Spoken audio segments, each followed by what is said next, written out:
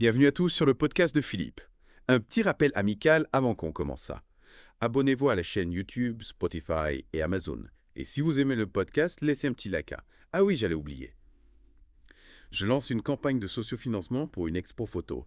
Tous les liens sont dans la description si ça vous intéresse. Bon, aujourd'hui, on va parler d'un sujet vraiment fascinant, l'intelligence artificielle et les robots au service de l'écologie. On pourrait presque dire un mariage pour le meilleur et pour la planète. Exactement. Et pour illustrer cette alliance, on va commencer par un exemple concret. Imaginez un bateau, mais pas n'importe lequel, un bateau qui se promène sur l'eau avec une mission bien précise. Vous pensez au Healing Boat, celui développé par l'entreprise sud-coréenne Ecopter. Banga. Le Healing Boat, c'est un bateau solaire autonome. On dirait un énorme galet qui glisse sur l'eau. Ah oui, c'est vrai, son design est inspiré de la nature. Il s'intègre parfaitement à l'environnement. Et sous cette apparence toute simple se cache une technologie de pointe. Absolument. Il est capable de filtrer, tenez-vous bien, jusqu'à 2,5 millions de litres d'eau par jour. Très colossal, là. Et ce n'est pas tout. Ecopis a pensé à tout. Le Healing Boat, il ne fait pas que purifier l'eau. Il propose aussi des activités touristiques. Ah bon? Des visites guidées pour comprendre le système de filtration, des dégustations de plats locaux en soirée, et même, accrochez-vous bien, des feux d'artifice aquatiques. C'est ingénieux. Ils ont vraiment pensé à tout pour allier l'utile à l'agréable. Et ce succès n'est pas dû au hasard. Ecopis, c'est une entreprise à la pointe de l'innovation dans les technologies vertes. Oui, la Corée du Sud investit énormément dans ce domaine et Ecopis en est un parfait exemple. Et la reconnaissance est au rendez-vous. Ils ont remporté le prix de l'innovation au CES de Las Vegas en 2025. Oui, et ils ont aussi été sélectionnés comme entreprise préexcellente par la ville de Gwangju. On peut dire qu'ils ont le vent en poupa. Mais ce qui me fascine, c'est la polyvalence de cette technologie. Le Healing Boat est conçu pour les eaux douces. Mais il existe d'autres systèmes qui s'attaquent à un défi encore plus grand, le nettoyage des fonds marins. Ah oui, c'est un domaine en plein essor. On voit apparaître des projets comme Maelstrom, Sea Clear Bird Odoro. Ils utilisent des drones aériens, des robots plongeurs, des robots de surface. C'est une véritable armée de robots. Et comment est-ce qu'ils fonctionnent ensemble? En parfaite harmonie, on pourrait dire. Les drones cartographient les fonds marins, les robots plongeurs identifient et localisent les déchets et les robots de surface les collectent. C'est impressionnant. Mais comment est-ce qu'ils font pour distinguer un déchet d'un élément naturel dans un environnement aussi complexe? C'est là que l'intelligence artificielle entre en jeu. Grâce à des algorithmes, ces robots apprennent à reconnaître des formes, des couleurs, des textures. Ils sont capables de faire la différence entre un sac plastique et une algue, une bouteille en verre et un rocher. Exactement. Et plus ils collectent de données, plus ils deviennent performants. C'est bluffant. Et est-ce que la spectroscopie, Raman, dont on a parlé dans un épisode précédent, joue un rôle dans l'analyse des déchets? Absolument. La spectroscopie Raman, ça permet d'identifier la composition moléculaire d'un matériau. En l'associant à l'intelligence artificielle, on peut analyser la composition des déchets, comprendre leur origine, leur impact sur l'environnement. Et du coup, trouver des solutions plus efficaces pour les recycler ou les éliminer. C'est ça. On combine donc la puissance de l'IA pour la reconnaissance des déchets à la précision de la spectroscopie Raman pour leur analyse. C'est une approche extrêmement sophistiquée. Oui. Et c'est encourageant de voir que ces innovations s'attaquent à des problèmes aussi urgents que la pollution des océans. En parlant du Healing Boat, on a vu qu'il filtre l'eau de manière impressionnante. Mais est-ce qu'on sait précisément quel type de polluant il peut traiter? Alors là, les informations qu'on a ne sont pas très précises. On sait que le Healing Boat utilise un système de filtration avancé, mais on n'a pas vraiment de détails sur les polluants qu'il peut traiter. C'est un peu mystérieux. C'est dommage, j'aurais aimé en savoir plus. Mais bon, on peut toujours essayer de deviner un peu. Non. Si on se base sur d'autres technologies d'IA pour la gestion de l'eau, on peut imaginer que le Healing Boat est capable de détecter et d'éliminer pas mal de contaminants. Non. Oui, c'est possible. Il y a les polluants classiques, comme les colorants, les médicaments, les métaux lourds, les composés organiques. Le système de filtration de Healing Boat doit être capable de les capturer et de les neutraliser. D'accord. Et comment le bateau sait-il où aller?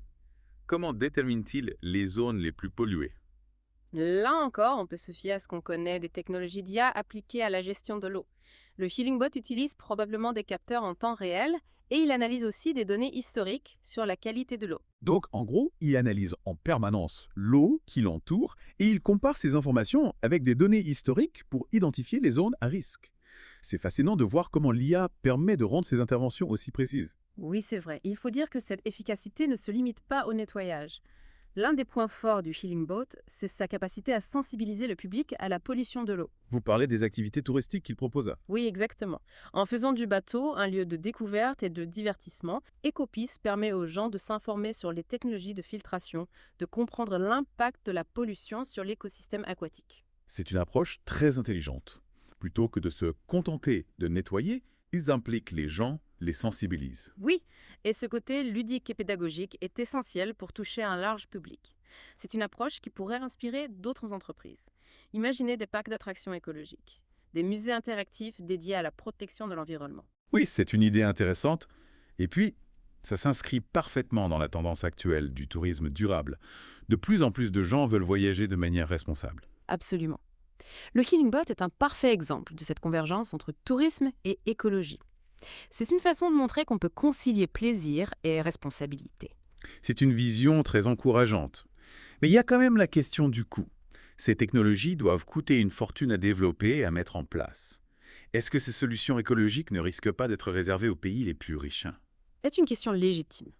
Le coût de ces technologies est un frein à leur démocratisation. Mais il se le voir comme un investissement à long terme. Protéger l'environnement, c'est un enjeu vital pour tout le monde. Oui, bien sûr. Et puis, il y a aussi la question des infrastructures. Tous les pays n'ont pas les mêmes moyens techniques et logistiques pour mettre en place ces solutions. Comment faire pour que ces technologies soient accessibles à tous, y compris aux pays en développement qui sont souvent les plus touchés par la pollution? C'est un défi de taille. Il faut développer des solutions adaptées aux contextes locaux, former des experts sur place, créer des partenariats entre les pays développés et les pays en développement. Le partage des connaissances et des technologies est crucial pour une transition écologique globale et équitable. D'accord. Donc, il faut une approche collaborative, un effort collectif pour que ces technologies puissent profiter à tous. Mais il y a un autre point qui me préoccupe un peu. On confie de plus en plus de tâches à des machines autonomes, notamment pour le nettoyage écologique. N'y a-t-il pas un risque que ces robots deviennent incontrôlables, qu'ils perturbent l'écosystème qu'ils sont censés protéger? C'est une question à prendre au sérieux. Il est indispensable que ces robots soient conçus et programmés de manière responsable, qu'ils aient des systèmes de sécurité solides, qu'ils soient capables de s'adapter aux imprévus. Donc, il ne suffit pas de développer des algorithmes performants, il faut aussi penser aux conséquences potentielles de ces technologies sur l'environnement et sur la société. Tout à fait. L'innovation technologique doit aller de main en main avec une réflexion éthique. Il faut se poser les bonnes questions avant de déployer ces technologies à grande échelle. Quel est l'impact de ces robots sur la biodiversité? Comment garantir qu'ils ne deviennent pas une source de pollution supplémentaire?